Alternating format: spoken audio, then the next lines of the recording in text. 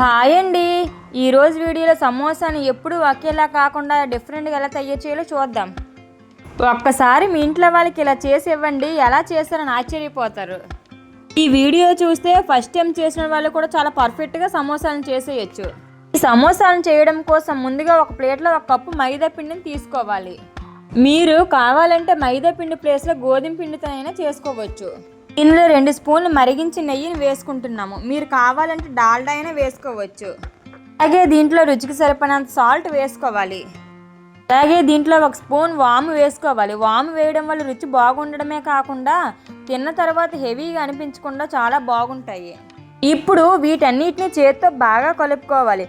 ఇలా కలిపిన తర్వాత ఇలా ముద్ద చేస్తే ముద్దలాగా రావాలి. ముద్ద అనేది సరిగా కట్టకపోతే ఇంకో టేబుల్ స్పూన్ నెయ్యి వేసుకోవాలి. ఇప్పుడు ఇందులో కొద్దిగా నీళ్ళని యాడ్ చేసుకుంటూ పిండిని చపాతీ పిండిలో బాగా కలుపుకోవాలి. నీళ్ళను ఒకేసారి వేస్తే పిండి జారుగా అయిపోతుంది. అందుకే కొద్దిగా నీళ్ళని యాడ్ చేసుకుంటూ చపాతీ పిండిలో బాగా కలుపుకోవాలి. సరిపడినంత వాటర్ వేసిన తర్వాత దీన్ని 2-3 నిమిషాల పాటు చేత్తో బాగా ఒత్తుకోవాలి. ఇలా చేయడం వల్ల సమోసా పైన బబుల్స్ రాకుండా ఉంటాయి. ఈ పిండి ముద్ద పైన మూత పెట్టి 15 నిమిషాల పాటు పక్కన పెట్టుకోవాలి. ఇప్పుడు స్టఫింగ్ కోసం 2 బంగాళాదుంపలను ఉడికించుకొని వీటిని చేత్తో బాగా మ్యాష్ చేసుకోవాలి. వీటిని ఈ విధంగా మ్యాష్ చేసుకొని పక్కన పెట్టుకోవాలి. ఇప్పుడు స్టవ్ పైన ప్యాన్ పెట్టుకొని దీంట్లో 2 స్పూన్ల ఆయిల్ వేసుకోవాలి. దీనిలో 2 పచ్చిమిర్చిని చిన్న ముక్కలుగా కట్ చేసుకొని వేసుకొని వేయించుకోవాలి. పచ్చిమిర్చి వేగిన తర్వాత 1 కప్పు ఉల్లిపాయ ముక్కల్ని వేసి బాగా వేయించాలి. దీనిలో 1 స్పూన్ అల్లం వెల్లుల్లి పేస్ట్ వేసుకొని పచ్చివాసన పోయేంత వరకు వేయించాలి. ఇప్పుడు దీనిలో 1 స్పూన్ సాల్ట్, 1/2 టీ స్పూన్ పసుపు, అలాగే 1 స్పూన్ కారం వేసుకోవాలి. అలాగే కొద్దిగా ధనియాల పొడి, జీలకర్ర పొడి, 1 స్పూన్ మసాలా పొడి వేసుకొని వీటన్నిటిని బాగా వేయించాలి.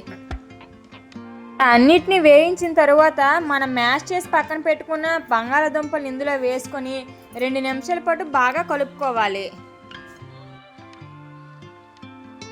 ఇలా వీటన్నిటిని బాగా కలిసేటట్టు 2 నిమిషాల పాటు బాగా కలుపుకున్న తర్వాత ఇందులో కొద్దిగా కొత్తిమీర వేసుకోవాలి.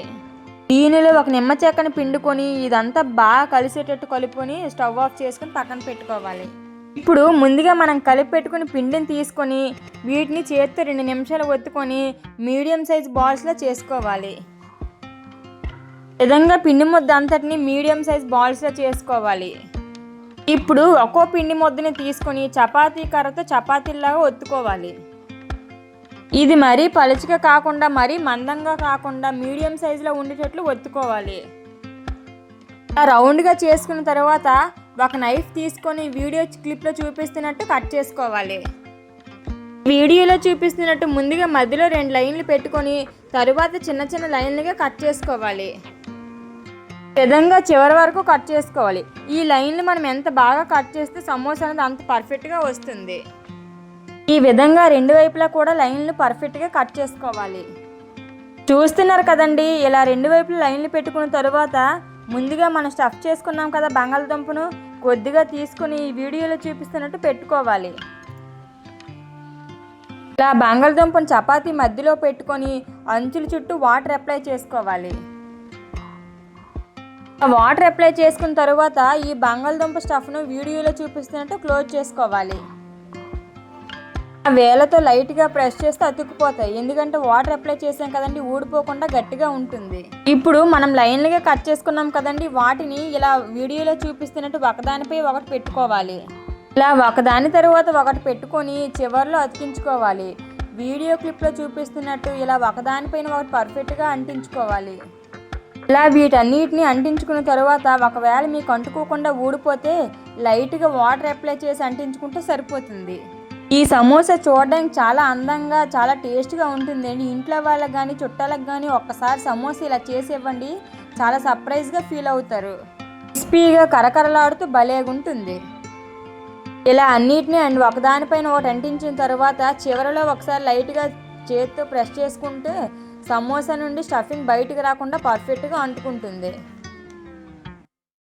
ఈ విధంగా మిగతా అన్నిటినీ చేసుకొని పక్కన పెట్టుకోవాలి. చూస్తున్నారు కదండి సమోసా అనేది ఎంత అందంగా చాలా పర్ఫెక్ట్గా వచ్చిందో.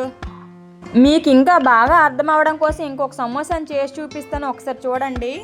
చపాతీ చేస్తున్నప్పుడే రౌండ్గా రావాలి. అలా చేస్తేనే సమోసా అనేది పర్ఫెక్ట్గా వస్తుంది. మీకు ఒకవేళ ఈ చపాతీ అనేది పర్ఫెక్ట్గా రౌండ్గా రాకపోతే చిన్న బాక్స్ని తీసుకుని దీనిపైన పెట్టి ఒక నైఫ్తో చుట్టూ కట్ చేసుకుంటే సరిపోతుంది. ఈ విధంగా అంచుల చుట్టూ తీసుకుంటే చపాతీ అనేది పర్ఫెక్ట్గా రౌండ్గా వస్తుంది. సింపుల్గా రౌండ్గా చపాతీలని ఇలా చేసుకోవాలి.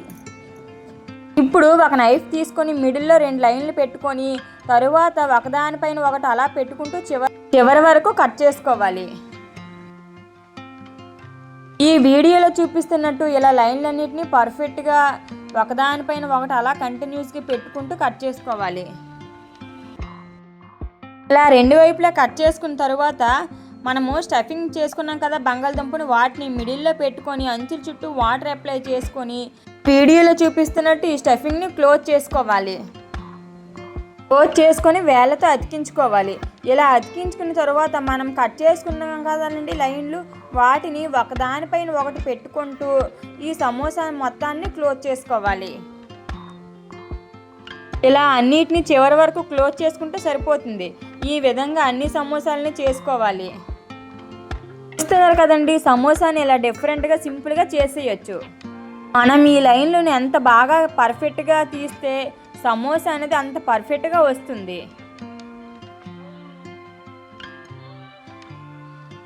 ఇలా అన్నిటినీ చేసుకున్న తర్వాత వీటిని మనం ఫ్రై చేసుకోవాలి. ఇప్పుడు స్టవ్ పైన కళాయి పెట్టుకుని దీంట్లో డీప్ ఫ్రైకి సరిపడా ఆయిల్ వేసుకొని ఆయిల్ గోరువెచ్చగా ఉన్నప్పుడు ఈ కళాయిలో ఎన్ని సమోసాలు పడతాయి అన్ని మాత్రమే వేసుకోవాలి. ఇలా వేసుకున్న తర్వాత ఈ వీడియోలో చూపిస్తున్నట్టు సమోసా పైన గరిటతో ఆయిల్ వేసుకుంటూ ఫ్రై చేసుకోవాలి. ఇలా చేస్తే సమోసా లోపల వరకు ఫ్రై అవుతుంది. ఇలా ఫ్రై చేసుకున్న తర్వాత రెండో వైపు తిప్పి 2 వైపులా కూడా వీటిని గోల్డెన్ బ్రౌన్ కలర్ వచ్చేంత వరకు ఫ్రై చేసుకోవాలి. ఈ విధంగా సమోసాను అటు ఇటు తిప్పుకుంటూ పైన ఆయిల్ వేసుకుంటూ ఫ్రై చేసుకోవాలి. ఇవి 2 వైపులా ఫ్రై అయ్యి గోల్డెన్ బ్రౌన్ కలర్ వచ్చిన తర్వాత ఒక ప్లేట్లో తీసి పెట్టుకుంటే సరిపోతుంది. ఈ విధంగానే మిగతా సమోసాలని కూడా ఆయిల్లో వేసుకొని ఫ్రై చేసుకోవాలి. అంతేనండి, ఇలా డిఫరెంట్గా సింపుల్గా సమోసాని చేసేయండి. చాలా అంటే చాలా బాగుంటాయి. చాలా క్రిస్పీగా కరకరలాడుతూ భలేగా ఉంటాయి.